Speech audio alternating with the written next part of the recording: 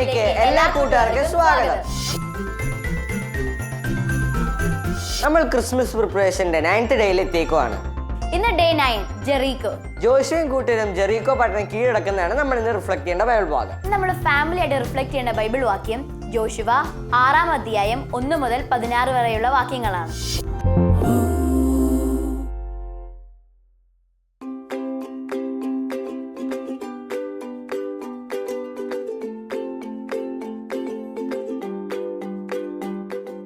ജോഷുവയുടെ പുസ്തകം 6-ാം അധ്യായം 1 മുതൽ 16 വരെയുള്ള തിരുവചനങ്ങളാണ് നമ്മൾ ഇന്ന് റിഫ്ലക്റ്റ് ചെയ്യുന്നത്. ഇസ്രായേൽ ജനം ജെറീക്കോ പട്ടണം പിടിച്ചടക്കുന്നതാണ് ഈ തിരുവചന ഭാഗത്ത് നമ്മൾ കാണുന്നത്. 2 ഭീമൻ കോട്ടമതിലുകളാണ് ജെറീക്കോയുടേത്. എന്നാൽ ദൈവം ഓരോ ദിവസത്തേക്കും കൃത്യമായ നിർദ്ദേശങ്ങൾ നൽകി അവരെ നയിക്കുന്നു.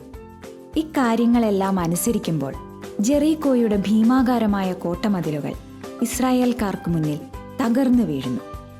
നമ്മളെ പേടിപ്പിക്കുന്ന ജെറീക്കോ കോട്ട പോലെ ഉയർന്നു നിൽക്കുന്ന പ്രശ്നങ്ങളെല്ലാം നിസ്സാരമായി തകർക്കാൻ കഴിവുള്ള ദൈവമുള്ളപ്പോൾ നമ്മൾ അവയെല്ലാം ജയിക്കും.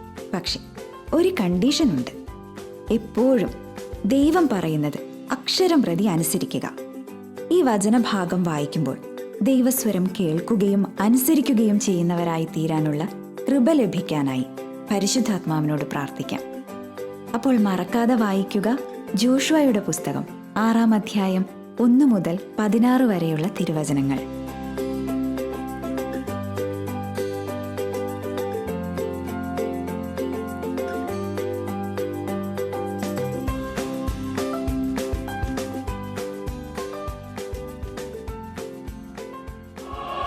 ബൈബിൾ പഠന സെഗ്മെന്റിലൂടെ നമ്മൾ വായിക്കുന്ന വചനം നമുക്ക് ജീവിതത്തിൽ ശക്തിയായി മാറട്ടെ. അപ്പൊ ജോ, അലക്സാണ്ടറുടെ റെഡി ആയിട്ട് നിൽക്കുന്നുണ്ട്. അലക്സാണ്ടർ എല്ലാ ദിവസവും എന്ത് നല്ല മെസ്സേജുകളല്ലേ നമുക്ക് തരുന്നത്. അങ്ങനെയുള്ള സമയങ്ങളാണ് നമുക്ക് നേരെ കഥ കേൾക്കാൻ പോവാം. അടുത്ത സെഗ്മെന്റ് സ്റ്റോറി ടൈം.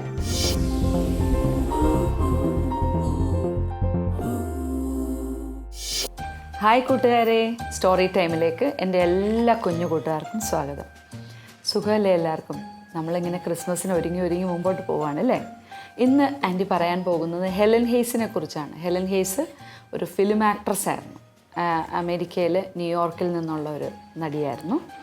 വളരെ കുഞ്ഞിലെ, അതായത് 5-ാം വയസ്സ് മുതൽ അഭിനയം തുടങ്ങിയ ഒരാളാണ്. ഹെലൻ ഹെയ്സിൻ്റെ പ്രത്യേകത എന്തോന്ന് വെച്ചാൽ ഒരു പ്രാർത്ഥനയിൽ അടിത്തറയിട്ട ഒരാളായിരുന്നു. 5-ാം വയസ്സിൽ വെച്ചാൽ വളരെ ചെറുപ്പത്തിലേ തൊട്ട് വീട്ടിൽ നിന്ന് കിട്ടിയ ഒരു ശീലമാണ്. അപ്പം ഡയറി എഴുതുമായിരുന്നു. അപ്പം ഇങ്ങനെ നാടകത്തിനൊക്കെ പോകുന്നതിന് മുമ്പ് അല്ലെ എന്ത് കാര്യം ചെയ്യുന്നതിന് മുമ്പ് ഇരുന്ന് പ്രാർത്ഥിക്കും. പ്രാർത്ഥനയിൽ ഹെലൻ ഹെയ്സ് വെച്ചിരുന്നൊരു കാര്യം, പ്രാർത്ഥന എന്ന് പറയുമ്പോൾ നമ്മുടെ ആവശ്യങ്ങൾ പറയുന്നു, അല്ലെങ്കിൽ നമ്മൾ ഈശോയുമായിട്ട് സംസാരിക്കുന്നു. ഹെലൻ ഹെയ്സിൻ്റെ ഒരു വീക്ഷണം ഇങ്ങനെയാണ്: പ്രാർത്ഥന എന്ന് പറഞ്ഞാൽ എനിക്കത് തരണേ ഇത് തരണേ എന്ന് പറയുന്നത് മാത്രമല്ല, നന്ദി പറയുക. എപ്പോഴും ദൈവത്തിൻ്റെ മുമ്പിൽ നന്ദിയുള്ളവരായിരിക്കുക. അപ്പോൾ ഈ ഒരു നന്ദിയെക്കുറിച്ചാണ് നമ്മളിന്ന് ചിന്തിക്കുന്നത്. അപ്പോൾ ഹെലൻ ചെയ്തിരുന്നത് എങ്ങനെയാണെന്ന് വെച്ചാൽ, ഈ എന്തെങ്കിലും പുള്ളിക്കാരത്തേക്ക് പുരസ്കാരമൊക്കെ കിട്ടി അല്ലെ അവാർഡ്സൊക്കെ കിട്ടി എല്ലാവരും അഭിനന്ദിക്കുമ്പോഴും പെട്ടെന്ന് പറയും ദൈവമേ നന്ദി. അപ്പോൾ നമുക്ക് ആ കഴിവിലൊന്നും വലിയ അഹങ്കാരമൊന്നും തോന്നാതെ എളിമയോടുകൂടി മുമ്പോട്ട് പോകാനായിട്ട് സാധിക്കും. ഒരു സംഭവം പറയുന്നത് ഇങ്ങനെയാണ്. നമുക്കറിയാം 1-ാം ലോക മഹായുദ്ധം 1918 ആണ് ഇത് അവസാനിക്കുന്നത്. അപ്പം ഈ യുദ്ധം അവസാനിച്ചു, എല്ലാവരും വിരുദ്ധ ശക്തികൾ തമ്മിൽ സമാധാന ഉടമ്പടിയിൽ ഒപ്പുവെച്ചു.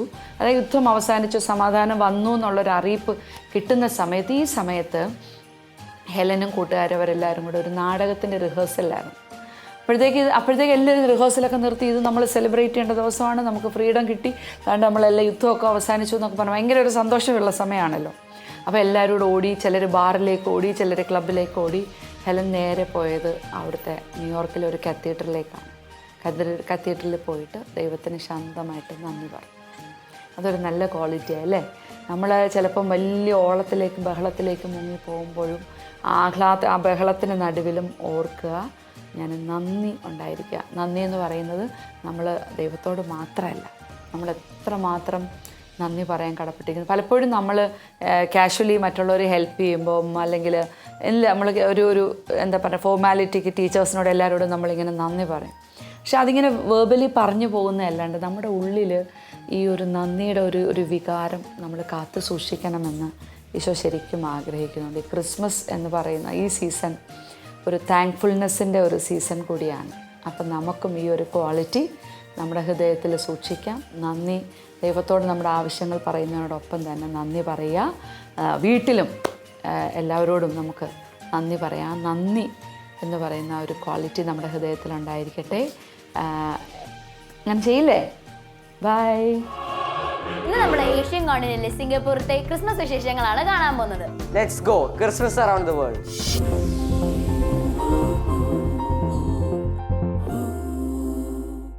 സിംഗപ്പൂരിലെ ക്രിസ്മസ് കാഴ്ചകളാണ് നമ്മൾ കാണുന്നത്. രാജ്യത്തെല്ലായിടങ്ങളിലും ക്രിസ്മസ് ആഘോഷങ്ങളുണ്ടാകും. ക്രിസ്മസ് സീസണുകളിൽ ഷോപ്പിംഗ് മാളുകളും തെരുവുകളും പട്ടണങ്ങളുമെല്ലാം വർണ്ണാഭമാകും. ഈ സീസണുകളിൽ ക്രിസ്മസ് തീം പാർക്കുകൾ പോലും ഉണ്ടാവും. ക്രിസ്മസ് വാട്ടർലാൻഡ് എന്നാണ് ഇതറിയപ്പെടുക. വിദേശ ടൂറിസ്റ്റുകൾ ധാരാളം വരാറുണ്ട്. സ്വദേശികളും കുറവല്ല. കുട്ടികളും മാതാപിതാക്കളുമൊക്കെ ക്രിസ്മസ് വാട്ടർലാൻഡ് സന്ദർശിക്കുന്നത് വളരെ സന്തോഷമുള്ള കാര്യമാണ്. എല്ലാ രാജ്യങ്ങളിലേതും പോലെ ക്രിസ്മസ് ട്രീ അലങ്കരിക്കും. ചെറിയ വ്യത്യാസമുണ്ട് അലങ്കാരത്തിൽ. മെഴുകുതിരികളും റിബണുകളും ടെഡി വീറുകളുമൊക്കെയാണ് അലങ്കാര വസ്തുക്കളിൽ പെടുന്നത്.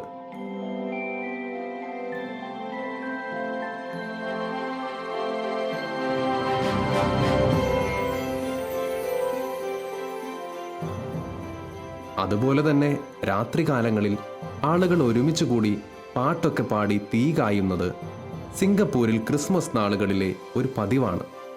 ഈ സീസണുകളിൽ പ്രത്യേകതരം ആഹാരങ്ങളും ഉണ്ടാവും. റെസ്റ്റോറൻറ്റുകളെല്ലാം ആഹാര സാധനങ്ങൾ കൊണ്ട് നിറഞ്ഞിരിക്കും.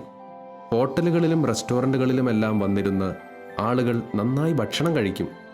ഈ സീസണുകളിൽ വീടുകളിലേക്കാൾ ഭക്ഷണം കഴിക്കാനായി ആളുകൾ ഹോട്ടലുകളിലും റെസ്റ്റോറൻറ്റുകളിലുമാണ് ഒത്തുകൂടുന്നത്. അതുകൊണ്ട് പ്രത്യേകതരം ആഹാരങ്ങളെല്ലാം റെസ്റ്റോറൻറ്റുകളിൽ ലഭ്യമായിരിക്കും.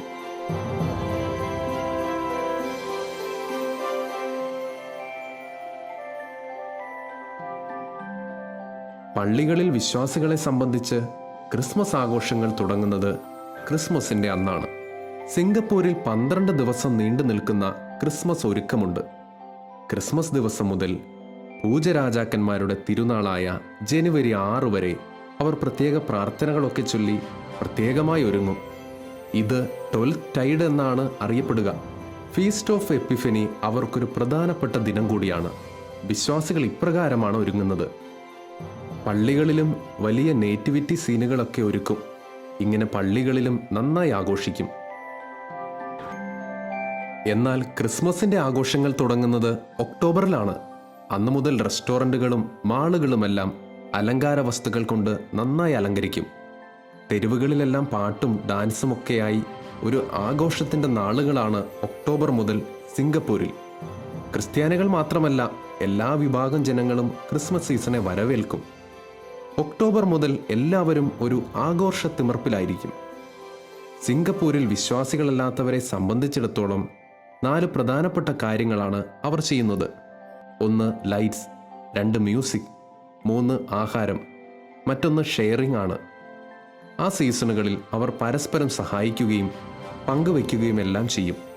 മറ്റൊരു പ്രത്യേകത സാൽവേഷൻ ആർമി എന്ന് പറയുന്ന ഒരു വിഭാഗമുണ്ട്. അവർ ഡിസംബർ 1 മുതൽ തെരുവുകളിലുടനീളം പോയി പാട്ടുകൾ പാടും.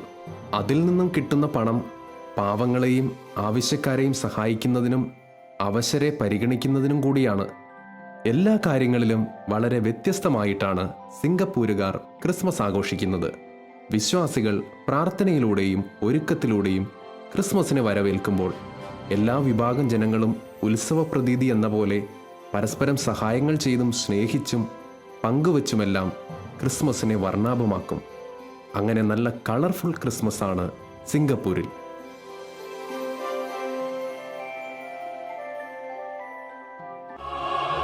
സിംഗപ്പൂരിലെ ക്രിസ്മസ് കാഴ്ചകളൊക്കെ നിങ്ങൾ എൻജോയ് ചെയ്തില്ലേ? എൻജോയ്മെന്റ് കളയണ്ട, നമുക്കൊരു ജോയ്ഫുൾ സോങ് കേട്ടിട്ട് വരാം. അവർ next segment carol singing.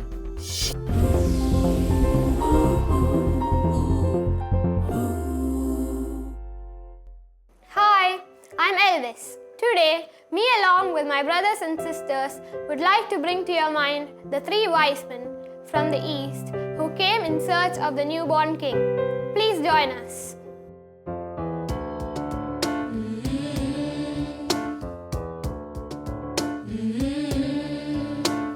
We 3 kings of Orient are bowing traveled too far.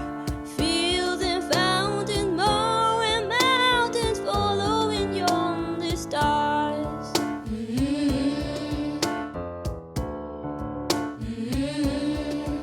Oh, star of wonder, star of night, star with royal beauty bright, westward leading, still proceeding, guide us to thy perfect light.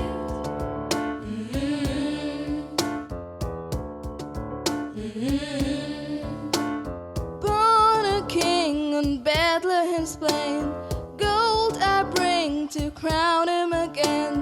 King forever, ceasing never, over his soul to reign. Frankincense to offer have I, incense owns and dainty night, prayer and praising all may raise and worship him God most high. Myrrh is mine, his bitter perfume, breath to life, a gathering gloom, sorrowing, sighing, bleeding, dying, sealed in a stone cold tomb. Oh, star of wonder, star of night, star with royal beauty bright, westward leading, still proceeding, guide us to thy perfect light. പാട്ട് അടിപൊളിയായിരുന്നില്ലേ? ഇനി നമുക്ക് സമയം കളയാണ്ട് ആക്ടിവിറ്റിയിലേക്ക് കിടക്കാം. മറക്കേണ്ട Jericho. വാ.